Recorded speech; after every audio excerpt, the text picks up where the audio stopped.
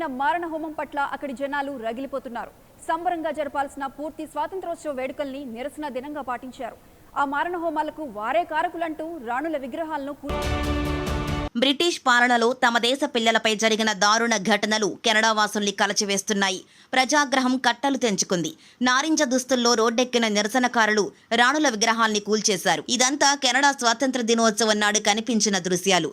July 1న Canada day వేడుకలపై corona ప్రభావం కనిపించింది.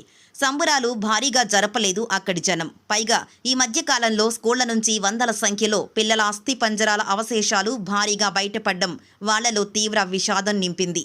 అందుకే నిరసన దినం పాటించారు. అయితే బ్రిటిష్ పాలనలో జరిగిన ఆ మారణ హోమాలను గుర్తు చేసుకుంటూ కనిపించిన రాణుల విగ్రహాల్ని కూల్చేశారు. కెనడా వ్యాప్తంగా ఆరెంజ్ దుస్తుల్లో నిరసనకారులు ప్రదర్శనలు నిర్వహించారు. విన్నిపెగ్లో క్వీన్ విక్టోరియా విగ్రహం దగ్గర తొలుత ప్రదర్శనలు నిర్వహించారు. బ్రిటిష్ రాచరికపు గుర్తులు కెనడా గడ్డపై ఉండకూడదని అరుస్తూ ఆపై విగ్రహాన్ని కూల్చి పడేశారు. విగ్రహం పైకెక్కి బ్రిటిష్ వ్యతిరేక నినాదాలు చేశారు. ఆపై అక్కడున్న శిలాఫలకంపై ఎర్రచేతి గుర్తులు వేశారు. ఇక ఆ దగ్గరలోనే ఉన్న క్వీన్ ఎలిజబెత్ విగ్రహాన్ని కూడా తాళ్లతో లాగి కింద పడేశారు. రాణి కాదు రాక్షసి అంటూ అభ్యంతరకర నినాదాలతో హోరెత్తించారు. మరోవైపు ఒట్టవాలో నిరసన ప్రదర్శనలు కూడా జరిగాయి.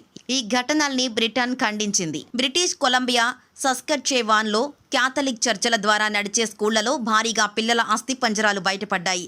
కెనడా దాదాపు 165 ఏళ్ల పాటు బ్రిటిష్ కాలనీ పాలనలో ఉంది. ఆ టైంలో సంప్రదాయ మారణ హోమం పెద్ద ఎత్తున జరిగిందని 2015లో ఓ కమిటీ రిపోర్ట్ కూడా ఇచ్చింది. బలవంతపు మత మార్పిళ్లు, వినని వాళ్లపై వేధింపులు జరిగేవని తెలుస్తోంది. సుమారు 150,000 మంది పిల్లల్లో చాలా మందిని శారీరక వేధింపులతో పాటు లైంగికంగా వేధించడం, సరిగ్గా ఆహారం ఇవ్వకపోవడం లాంటి దురాగతాలకు పాల్పడ్డారు.